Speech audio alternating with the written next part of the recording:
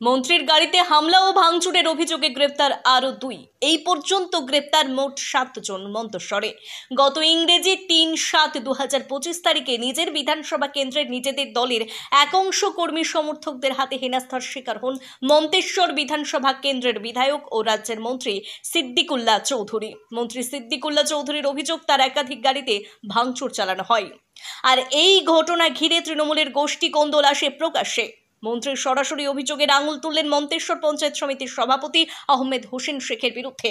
আর এই নিয়ে তোলপাড় জেলা সহ রাজ্যের রাজনীতি।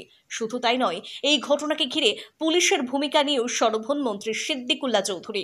ইতিপূর্বে 5 জনকে গ্রেপ্তার করেছে মন্তেশ্বর থানার পুলিশ। আজ আবারও 2 জনকে গ্রেপ্তার করে কালনা আদালতে পাঠালো মন্তেশ্বর থানার পুলিশ। পুলিশ সূত্রে জানা গিয়েছে, ধৃতদের নাম আল হক শেখ, বাড়ি কাঞ্চনডাঙ্গা এলাকায়। অপর একজন আলী হোসেন মণ্ডল ওরফে গোপাল মণ্ডল, বাড়ি তৈয়বপুর এলাকায় বলে জানা গেছে। এই ঘটনার অভিযোগে বাকিদের তল্লাশি চালাচ্ছে মন্তেশ্বর থানা পুলিশ।